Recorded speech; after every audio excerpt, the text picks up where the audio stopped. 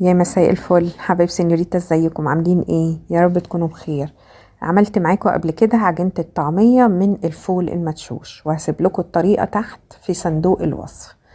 فيديو النهاردة مختلف لان انا كنت في السوبر ماركت، كنت في كارفور ولقيت اكياس مكتوب عليها فلافل او عجينة طعمية، فحبيت ان انا اجيبها واجربها واقول لكم رأيي فيها، علشان لو تحبوا تجربوها اقول لكم الرأي بمنتهى الصراحة.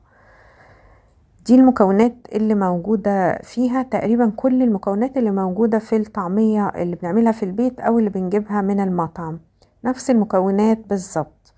لكن لما نفتح الكيس ونبص على المكونات نلاقيها كلها مجففة وبودرة، ده شكلها. بس طبعا اول ما بتفتحي الكيس ريحة الطعمية القوية بتبقى ظاهرة جدا جدا. اخدت كوباية من عجينة الطعمية وحطيت عليها كوباية من المية من الحنفية عادي. قلبتها في الاول هتبقى طرية معايا، وبعد كده هتبتدي نسيبها 10 دقايق تبتدي بقى تتقل والقوام يبقى مختلف. دي التعليمات اللي موجودة على الكيس، نفس كمية عجينة الطعمية هي نفس كمية المية اللي هتحطيها. بعد 10 دقايق ده القوام بتاع عجينة الطعمية.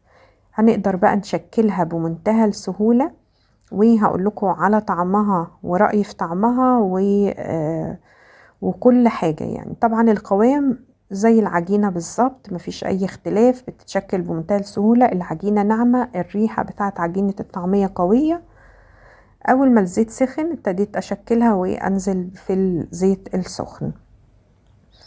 الكمية اللي احنا شفناها في بداية الفيديو او الكمية اللي انا بعملها دي هي عبارة عن كوباية بس من عجينة الطعمية. حلوة جدا لو انا هجيبها واحطها في البيت واستعملها في اي وقت. اقدر في اي وقت اطلع عجينة الطعمية و10 دقايق ابتدي اقلي، فحل كويس. وبرضو بتتحط عادي في ادراج المطبخ، مش شرط خالص بقى تلاجة، مدة صلاحيتها بتبقى كبيرة. تجربة عجبتني جدا جدا وهجيبها تاني كمان، لانها حلوة وكفاية انها موجودة في اي وقت جوه البيت. رأيي فيها بمنتهى الصراحة، طعمها حلو، ريحتها حلوة زي الطعمية الجاهزة الفريش. الحاجة المختلفة بس اللي هي القرمشة بتاعة الطعمية الجاهزة او اللي بنعملها في البيت اكتر او اقوى من القرمشة اللي موجودة في الطعمية دي ما فيهاش قرمشة قوي، بسيط جدا القرمشة اللي فيها.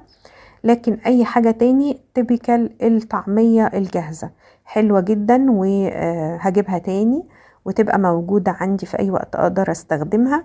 لو مش متاحة الطعمية الفريش تبقى دي بديل كويس. اتمنى اذا الفيديو عجبكم، اذا التجربة يعني